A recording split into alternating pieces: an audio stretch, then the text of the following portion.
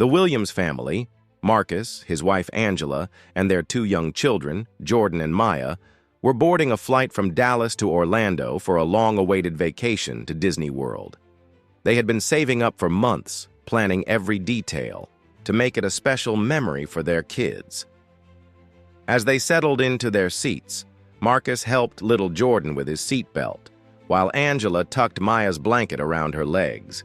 The kids were excited, giggling, and talking about all the rides. They wanted to go on.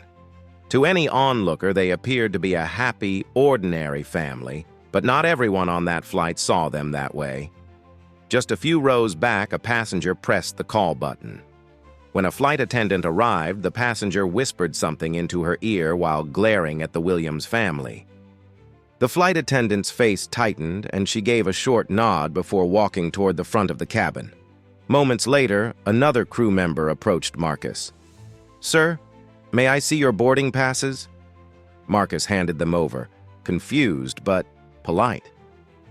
The attendant glanced at them, then back at him. "Please wait here for a moment," she said stiffly. Within minutes, the captain's voice came over the intercom. "Ladies and gentlemen, we're experiencing a brief delay in departure. I appreciate your patience." Two uniformed airline security officers boarded the plane and walked directly to the Williams family. Passengers began murmuring, pulling out phones to record.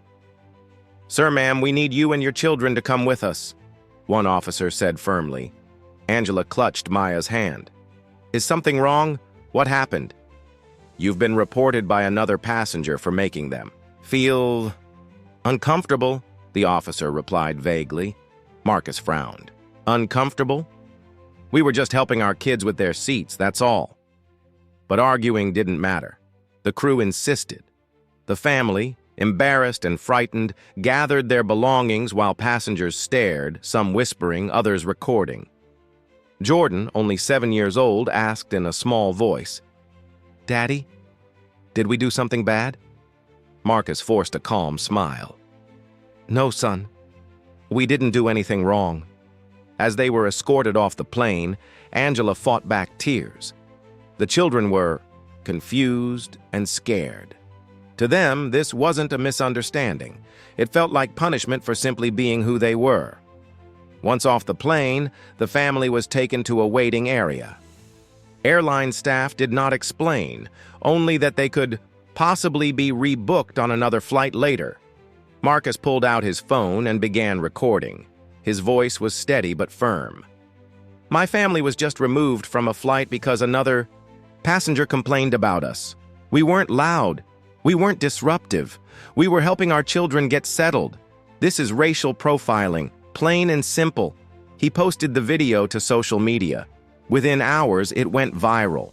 Millions of people watched as a calm, respectable family was treated like criminals in front of an entire plane, all because one passenger claimed to feel uncomfortable. The airline tried to remain silent at first, but the story was everywhere. On Twitter, Facebook, Instagram, and eventually the evening news. Civil rights groups picked it up, demanding answers. By the next morning, hashtags like "Flying While Black" and "Justice for the Williams Family" were trending worldwide.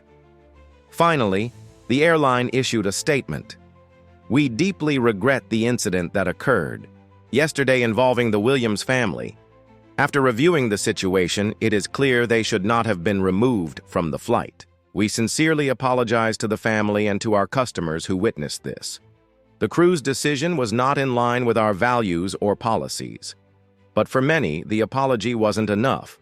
Commenters pointed out that this wasn't an isolated event. Stories poured in from other Black travelers who had experienced similar humiliations while flying. Civil rights attorney Rachel Simmons spoke out on national television. "This isn't about one mistake.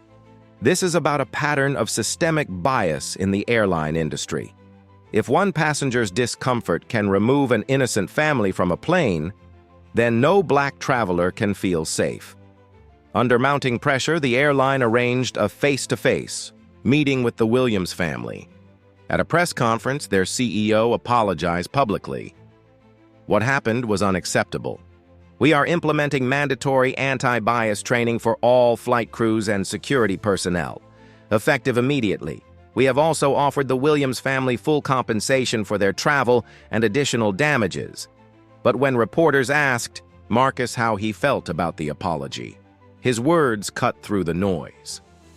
An apology doesn't erase the look on my son's face when he asked if we did something wrong. It doesn't erase the fear my daughter felt when uniformed officers came for us. This isn't about money. This is about dignity.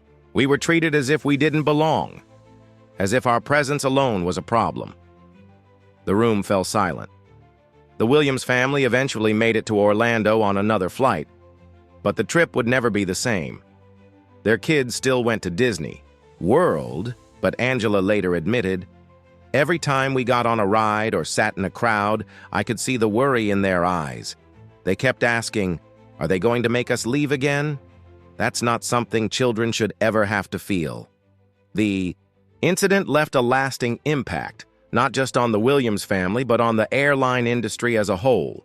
Policy changes were put into place, and crew members were reminded that the word uncomfortable cannot be used as a weapon against innocent passengers. And for families like the Williamses, the message was clear. They would keep traveling, keep living, and keep telling their stories. Because silence allows discrimination to thrive, but stories shared openly can spark change.